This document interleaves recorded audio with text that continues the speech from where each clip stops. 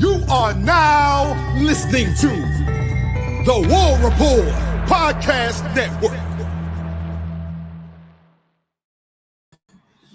What's up, everybody? Welcome back to the College Loop Podcast. I'm Dylan Everything on Twitter. Here to talk today in the latest Auburn athletic sports as it's officially football season because fall camp is underway, and Hugh Freeze hosted a press conference earlier yesterday to kind of debrief everybody on what is going on around the football team. And now, one thing that I will say before I get into some of the parts that Hugh Freeze touched on, it does seem that there is an overall positivity surrounding this football team from Hugh Freeze, and that's a good sign to get from Coach Freeze because of the last couple of years. It was building a team that can be competitive, and it was having to rely a lot on young guys, and now you have those younger guys that were competing last year are an age older, so a lot of excitement surrounding this team. And Hugh Freeze even touched on that a little bit in his press conference, just discussing, this team does fit the bill for a good football team. But some of the things that I will mention, there were some injuries that were mentioned. People were limited in practice. Those big names being Hollis Davidson, the true freshman tight end. Jeremiah Cobb fractured his finger, and he'll be in a non-contact jersey. And Darrell Robinson is still limited in the backfield, but he is progressing in the right direction, the transfer out of UConn. My biggest tip from this is the fact that Champ Anthony has been cleared. So, yeah, super stoked about Champ Anthony. I've been talking about him all offseason long. I love Champ Anthony's game. There's nothing about Champ Anthony that I will I will say something negative about. Dude, the energy he brings in the secondary. Definitely one of my favorite guys to watch, especially that Arkansas game, dude. That dude is going to be a SEC Defensive Player of the Week just off of the first 5 plays he did. Absolutely ridiculous. Just to boost out this offensive line, something we've talked about earlier this week, this offensive line has received NFL grades. So every starter is projected to be drafted in this upcoming NFL draft. That's something you want to hear. Of course, Xavier Chaplin and Connor Lew probably going to be your highest 2 drafted. But seeing Jeremiah Wright and Dylan Wade and Mason Murphy / Xavier Miller too, I think he also got some love in this conversation. Get drafted would be very good recruiting-wise going forward. And Auburn has been very good about recruiting offensive linemen over the past few years. Freshmen to watch. Malik Autry and Jordan Crawford should be expected to watch them play. Malik Autry, of course, is an absolute behemoth of a man. Lost a few pounds over the course of the offseason, but regardless, still just absolutely massive. Going to see a lot of Malik mayhem this year. I think him and Malik Blockton are going to be very fun to watch together, and it's just so fun watching Malik and Malik tear up in the interior. Jordan Crawford, again, also will be expected to play. Elijah Melendez, the linebacker out of Florida, expected to play. And Eric Winters and Anquan Fegans, the nice little safety duo. You should get a nickname for those 2 guys. Those are going to be some legendary safeties in the future. They're expected to get some playing time as well. So, got to get to my big talking points from this press conference. One thing I didn't want to touch on, and this probably is more or less just, how things are worded.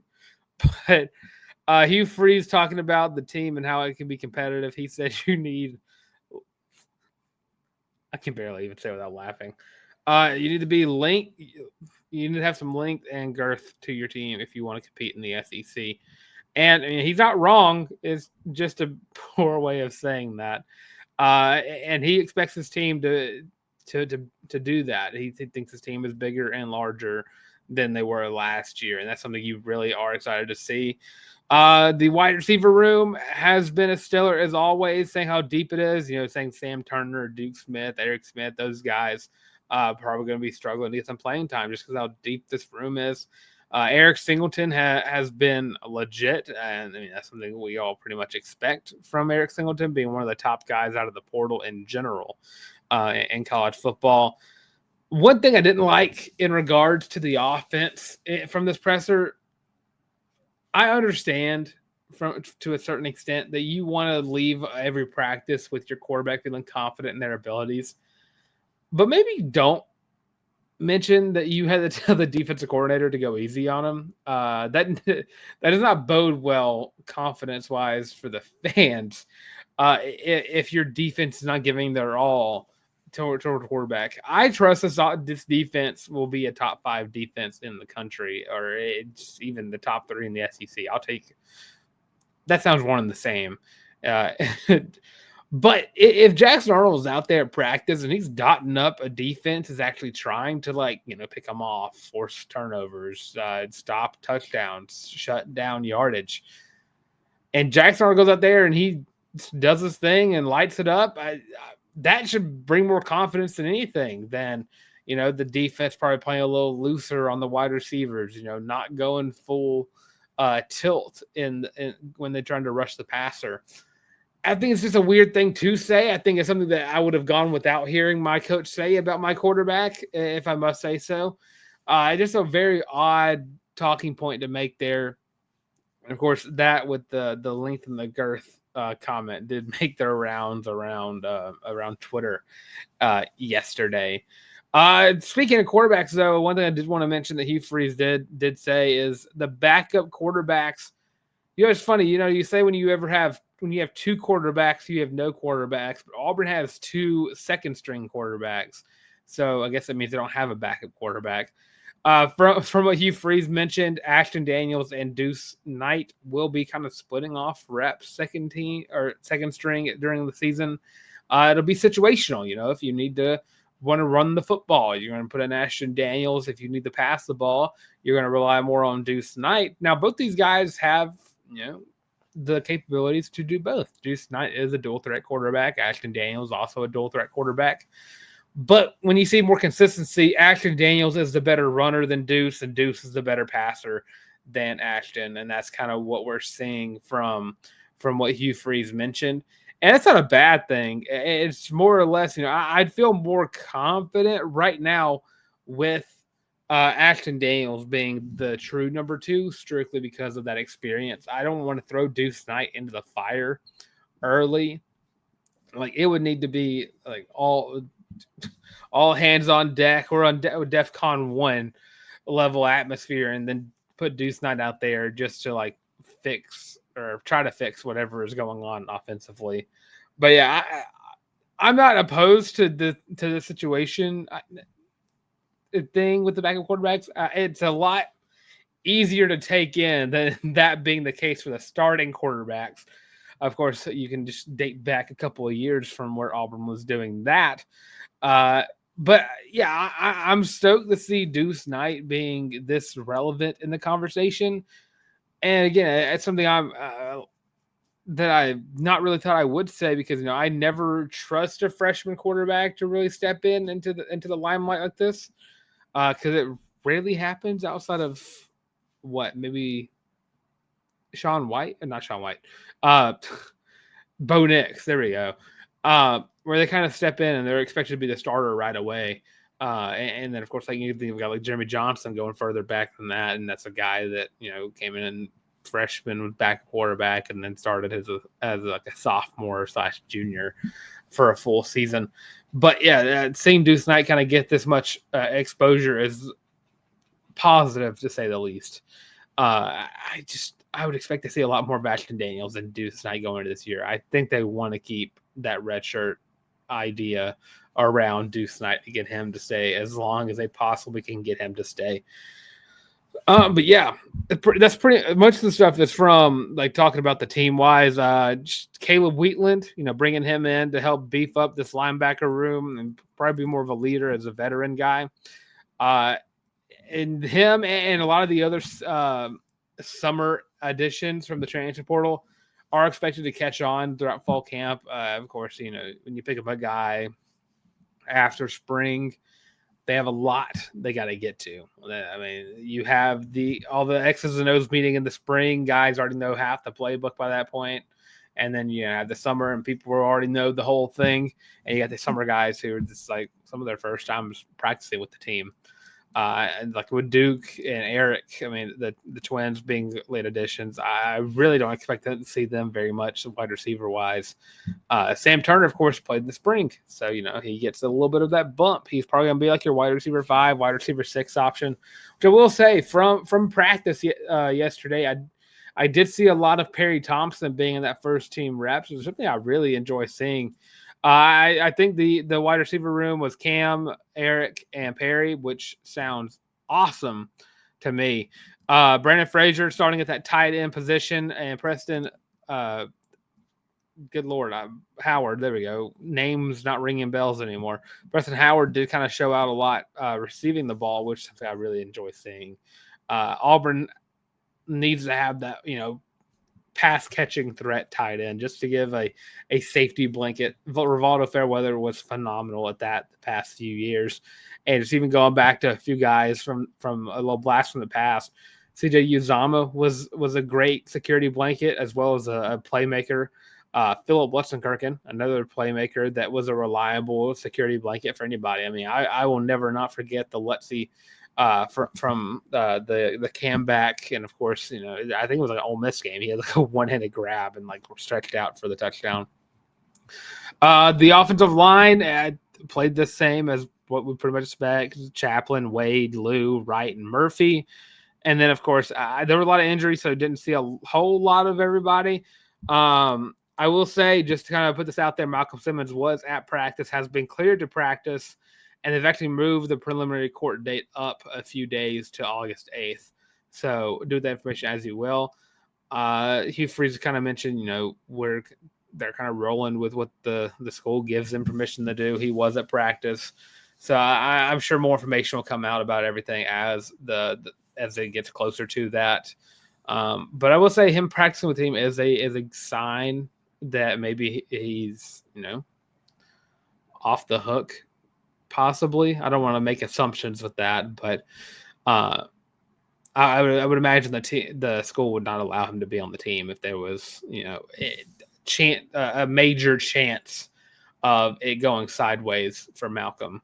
But he was practicing with the third team, and that's where Horatio Fields is, and I'm not too happy about Horatio being on the third team. But, I'm not the coach. But yeah, no real shockers there from the practices. The linebacker room looked great. Cornerback room looked great. Something Hugh Freeze talked about how deep that cornerback room is. Just overall, it sounds like the team depth-wise looks pretty good, and it's just a lot of confidence building around this team going forward. And we've talked about what the limit needs to be. What's the target win for a hot seat to cool off, and it's 8. 8 is the magic number for Auburn going forward, and 8 seems extremely manageable looking at the season. I mean, you're looking at that middle of the road SEC games, just sitting there, and those non-con games to look at. But it does seem there's a lot of emphasis on this Baylor game going forward.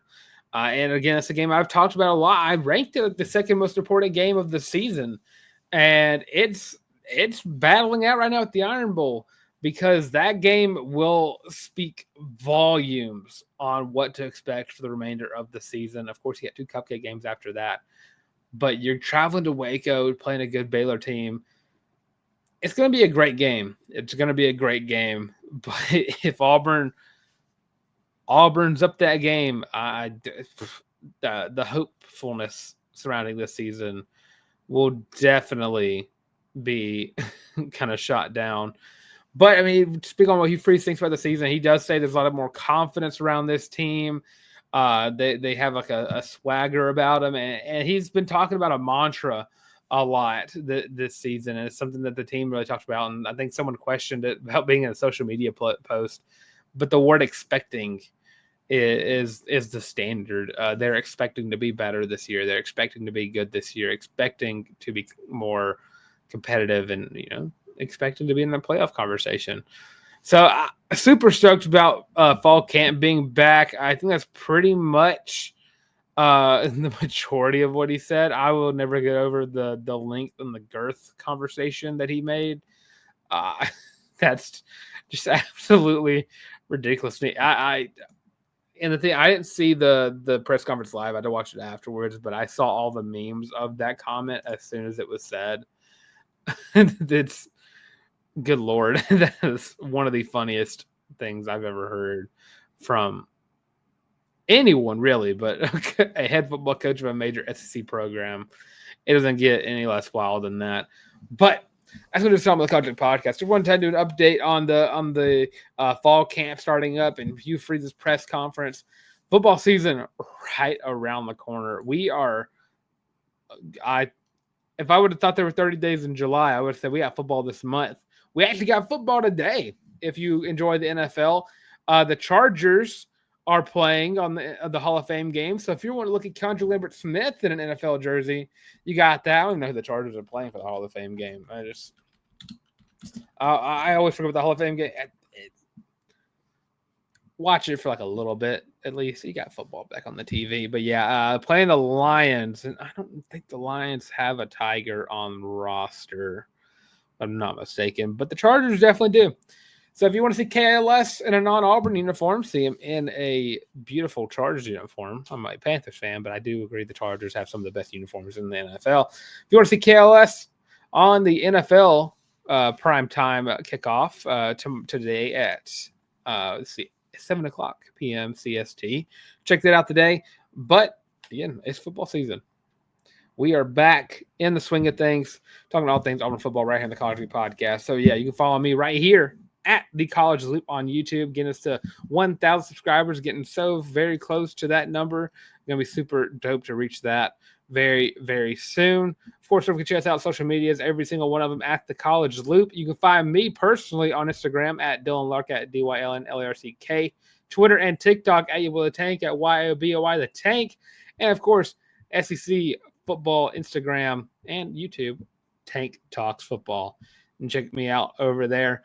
But with that being said, thanks for tuning in to the College Loop Podcast. And as always, War Eagle.